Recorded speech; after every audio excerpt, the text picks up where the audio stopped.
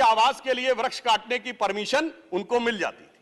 अब इसके साथ मैं एक और बात कहना चाहता हूं, एक नैतिकता सैद्धांतिकता का सवाल उठाया जाता है। तो मैं कोट करना चाहता हूं कि दिल्ली के मुख्यमंत्री जी ने, जिनका वो आलीशान शीश महल बना हुआ है, उन्होंने 27 अक्टूबर 2013 को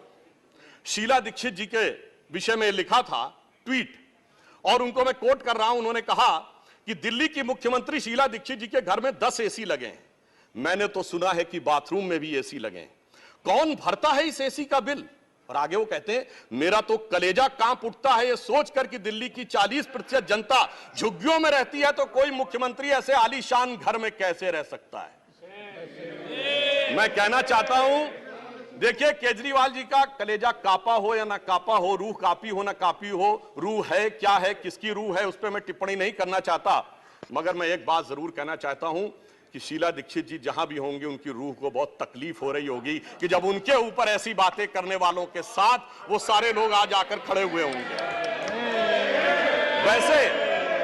वैसे महोदय, उनके घर में 10 एसी थे, यहां तो 15 टॉयलेट भी हैं, और इतना ही नहीं, 1-1 करोड़ रुपए के पर्दे भी लगे हुए हैं, और 1 करोड़ रुपए के पर्दे का एस्टीमेट है। और इतना ही नहीं, अब सुनिए, उनके सामने एक दूसरी समस्या हो गई है कि अभी तक जो बातें चल रही थी, अब उनके सामने यह समस्या है कि उन चीजों को कैसे छुपाएं। देखिए, मैं इनके लिए कहना चाहूंगा कि अब उनकी फितरत जग जाहिर हो चुकी है। तो आज आम आदमी पार्टी की स्थिति यह है कि अब जो चेहरे से जाहिर है छुपाएं कैसे, तेरी मर्जी के मुताबिक नजर आए कैसे। अब इस घर को सजाने का तसव्वुर हुआ बात की बात, अब तो मुश्किल है कि इस घर की हकीकत को छुपाएं कैसे। और यहां पर इसके बाद मैं कटाक्ष के बाद एक बात करुणा के साथ कहना चाहता हूं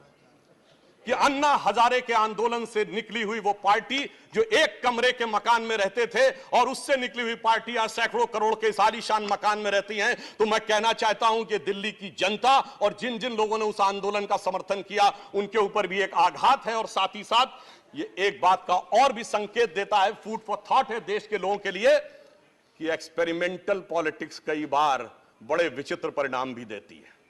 अब किसी नए नवेले प्रयोग को आजमाने का वक्त नहीं है, बल्कि आजमाए हुए मोदी जी के नेतृत्व को चमकाने का वक्त है। और बहुत से लोग ये कहते हैं, संवैधानिक नैतिकता का प्रश्न उठाते हैं कि अध्यादेश क्यों लाया गया। अध्यादेश के लाने का तात्कालिक कारण मैंने बता दिया, और वैसे मैं अपने विपक्ष के लोगों के सुलभ संज्ञान के लिए बता देना चाहता हूं कि इन लोगों ने कितनी बार अध्यादेश लाए हैं। नेहरू जी की सरकार में 70 बार, इंदिरा जी के जमाने में 77 बार, राजीव जी के समय में 35 बार, नरसिम्हा राव जी के समय में 77 बार, मनमोहन सिंह जी के समय में 61 बार, और जो यूनाइटेड फ्रंट गवर्नमेंट बनी थी भाजपा विरोध में, उसमें 1.5 साल में 77 बार। तो मुझे लगता है अध्यादेश का विषय उठाने से पहले इस अंक गणित को भी देख लेना चाहिए। अब मैं एक और बात कहना चाहता हूं, जो संविधान की दुहाई देते हैं उनके लिए, ये तो वो लोग हैं सभापति महोदय जिनकी संविधान में क्या आस्था है। इन्होंने संसद के द्वारा पारित सीए कानून के खिलाफ विधानसभा में प्रस्ताव पारित कर दिया। यह संविधान का सम्मान है। और वो सिटीजनशिप अमेंडमेंट एक्ट था, नागरिकता का विषय तो पूर्ण राज्य का भी विषय नहीं हो सकता, और तो उसके बावजूद दिल्ली सरकार ने पारित कर दिया। तो इसका अर्थ हुआ कि ये जिस प्रकार के कार्य करते हैं उनका संविधान में कोई आस्था नहीं है। और अभिषेक मनु सिंघवी जी अभी कह रहे थे इलेक्टेड गवर्नमेंट, तो मैं याद दिलाना चाहता हूं, after the 72nd and 73rd constitutional amendment there are 3 tier of government, जिसमें एक म्युनिसिपल और जिला पंचायत, एक स्टेट और एक सेंटर। तो मान्यवर, ये तो राजीव गांधी जी लाए थे। तो आपके मन में ना ऊपर वाली इलेक्टेड गवर्नमेंट के लिए सम्मान है ना नीचे वाली, क्योंकि चंद महीने पहले तक तो ये एमसीडी से भी लड़ते थे और दिल्ली से भी लड़ते थे। तो जब आप कॉन्स्टिट्यूशनल वैलिडिटी की बात करें तो मेरे विचार से तीनों गवर्नमेंट की बात होनी चाहिए, और केंद्र सरकार के संबंध में केंद्र से अधिक संवैधानिक शक्ति इलेक्टेड गवर्नमेंट में इस विषय के ऊपर किसी और की नहीं हो सकती। और मैं एक और बात वेदना के साथ कहना चाहूंगा, ये तो वो लोग हैं जिन्होंने गणतंत्र दिवस की परेड पर भी संवैधानिकता की बात करते हैं, जिस दिन संविधान लागू हुआ उसकी पूर्व संध्या पर प्रदर्शन किया था। महोदय, मैं बताना चाहता हूं कि जिस समय इमरजेंसी लगी थी तब भी हमने कभी 15 अगस्त और 26 जनवरी के दिन राजनीति करने का प्रयास नहीं किया। तो वो लोग जब संवैधानिकता की दुहाई देते हैं तो बहुत आश्चर्य लगता है। और जब बार बार यह स्पष्ट किया जा चुका है कि फुल स्टेट नहीं है महोदय, मगर ये फुल स्टेट से भी संतुष्ट होने वाले नहीं है। इन्हें तो सुपर स्टेट चाहिए, और फुल स्टेट से सुपर स्टेट की दौड़ में मुझे डर इस बात का है कि मेंटल स्टेट में भी ना पहुंच जाएं कहीं, तो कोई आश्चर्य की बात नहीं हो सकती है। और यह बात इसलिए कह सकते हैं कि 49 दिनों की वो सरकार, जब कांग्रेस पार्टी ने इनकी पालकी ढोकर सत्ता की दहलीज पहली बार पार कराई थी, उसके द्वारा अगर आप पारित इनका लोकपाल विधेयक देख लें तो उसमें संसद और सुप्रीम कोर्ट और जाने क्या क्या सारी चीजों को एक में मिला लिया गया था। और मैं एक बात और कहना चाहता हूं, ये तो वो पार्टी देश का संविधान छोड़िए, अपनी पार्टी के संविधान में आस्था नहीं रखती। जब आम आदमी पार्टी बनी थी तो उसके संविधान में व्यवस्था थी कि उनका अध्यक्ष या संयोजक 3 वर्ष के लिए होगा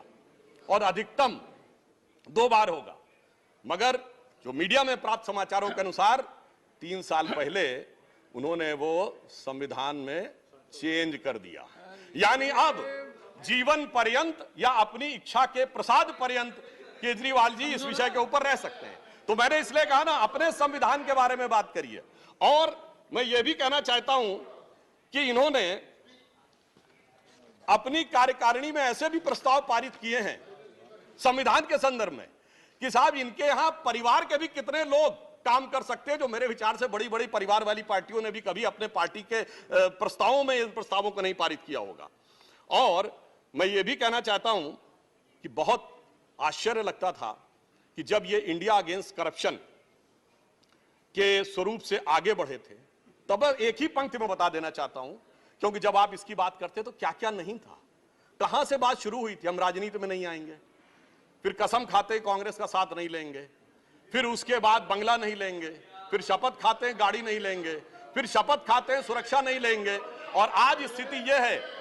मैं सिर्फ यह कहना चाहता हूं कि जितनी बातें ये कहते थे वो सारी चीजें आवश्यक है, मगर यह दर्शाता है, क्योंकि मैं किसी की सुरक्षा के प्रति खिलवाड़ करने की बात नहीं करता, पंजाब जैसा राज्य संवेदनशील है, वहां के मुख्यमंत्री के पास सुरक्षा होनी चाहिए, परंतु मैं सिर्फ यह कहना चाहता हूं कि यह इस बात में जो कहना चाहते हैं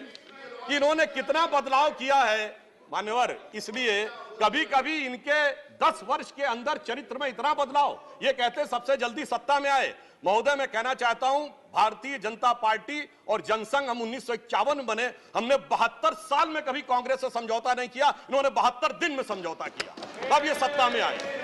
और इसलिए आज दिल्ली की जनता अपने को ठगा हुआ महसूस करती है, और शायद दिल्ली के लोग ये कह रहे होंगे